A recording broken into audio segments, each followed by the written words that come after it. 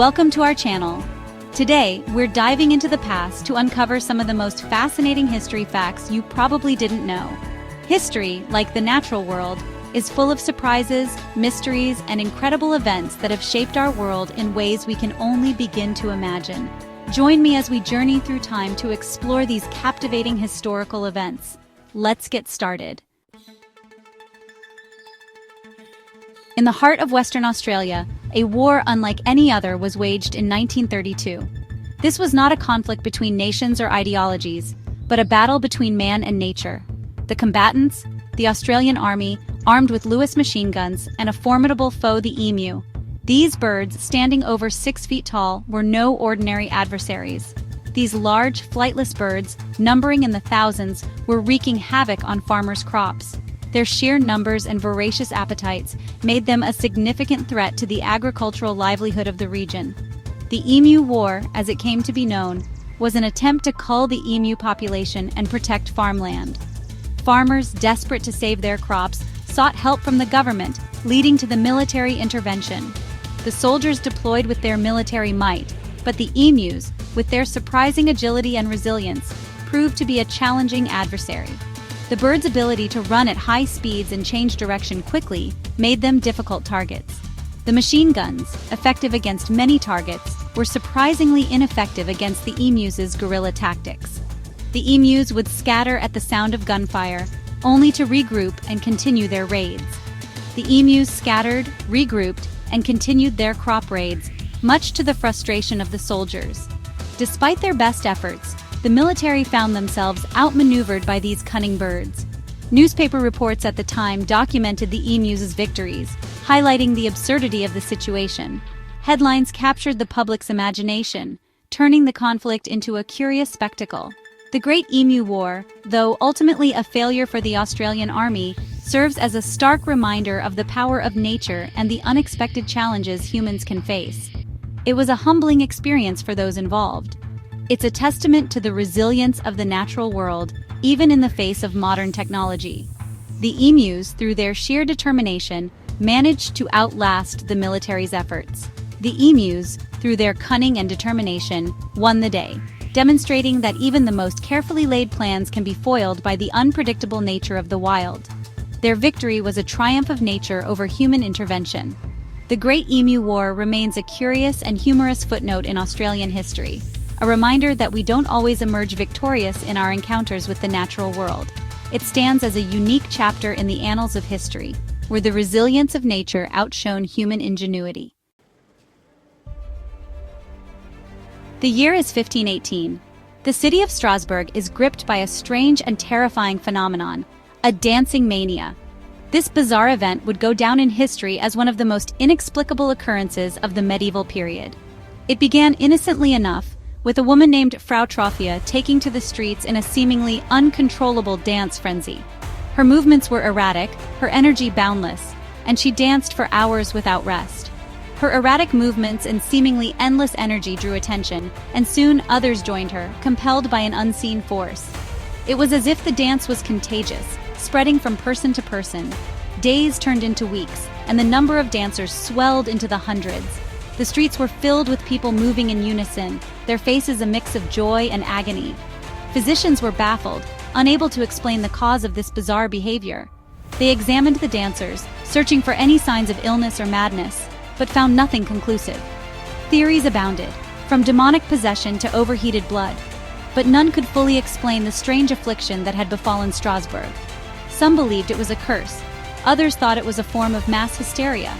As the dancers whirled and swayed, their bodies exhausted but their minds seemingly possessed, a darker side to the mania emerged.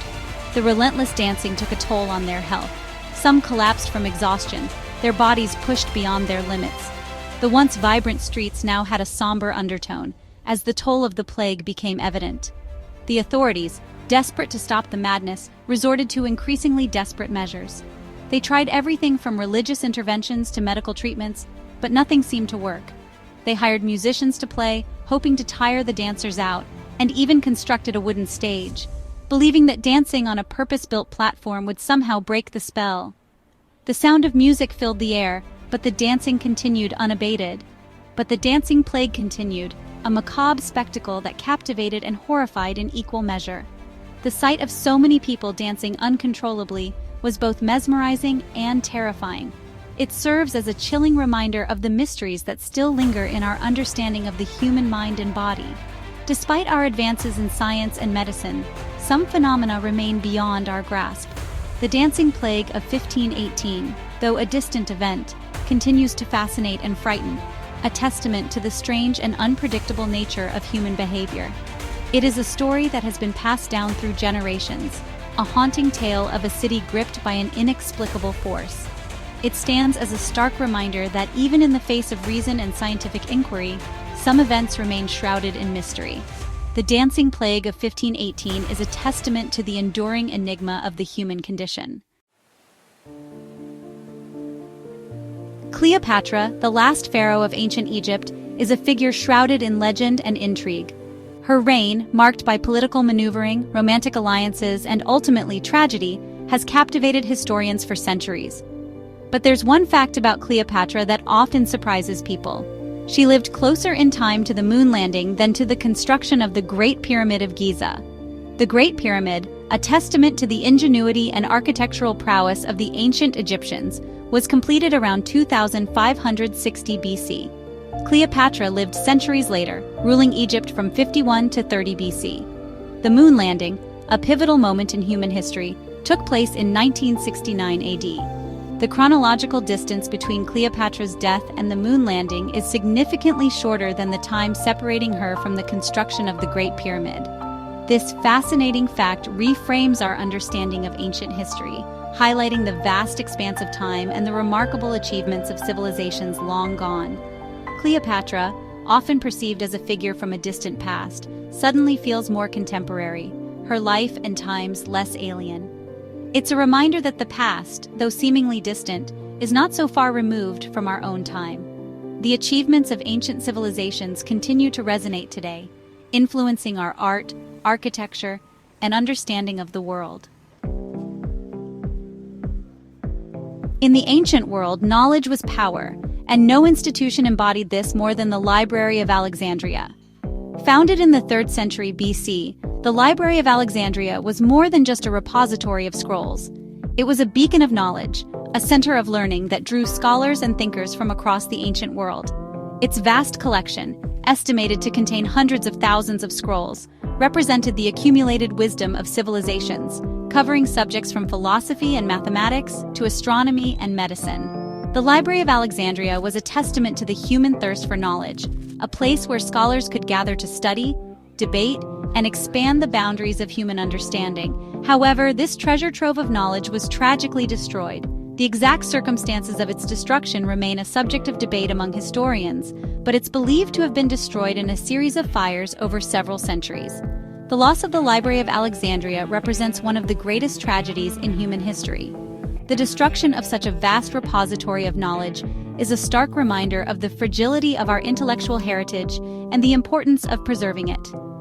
The Library of Alexandria may be gone, but its legacy lives on, inspiring us to value knowledge, protect our cultural heritage, and continue the pursuit of understanding that it so nobly represented. The Olympic Games, a celebration of athleticism, sportsmanship, and international camaraderie, have captivated the world for millennia. These games are not just about winning medals. They are about pushing the boundaries of human potential and fostering a sense of global unity. But their origins can be traced back to a small religious festival in ancient Greece, held in honor of Zeus, the king of the gods. This festival was a time of great celebration and reverence, where people gathered to pay homage to their deities. The first recorded Olympic Games took place in Olympia in 776 BC. This marked the beginning of a tradition that would endure for centuries, influencing cultures and societies far beyond the borders of Greece. These early games were a far cry from the modern spectacle we know today, consisting of a single foot race known as the stadion. Despite their simplicity, these races were fiercely competitive and held in high regard. But despite their humble beginnings, these games held deep religious and cultural significance for the ancient Greeks.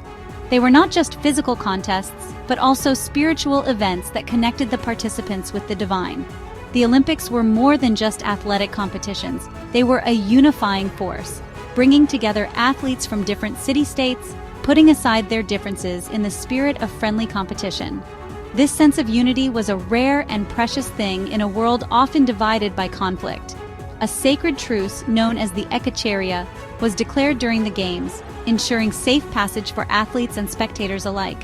This truce was a testament to the power of sport to bring peace and harmony, even if only temporarily. The victors of these ancient games achieved more than just athletic glory. They earned the respect and admiration of their peers and were often immortalized in poetry and song. Their names and deeds were celebrated for generations, becoming legends in their own right. Their victories transcended the athletic arena, becoming symbols of strength, skill, and human potential. These athletes were seen as embodiments of the ideal human form, both physically and morally. The legacy of the ancient Olympic Games continues to inspire us today, reminding us of the power of sport to unite, to challenge, and to celebrate the very best of humanity. The modern Olympics carry forward this ancient tradition, adapting it to our contemporary world while preserving its core values. The Olympic flame, passed down through generations, serves as a symbol of continuity, reminding us of the enduring spirit of competition and the pursuit of excellence.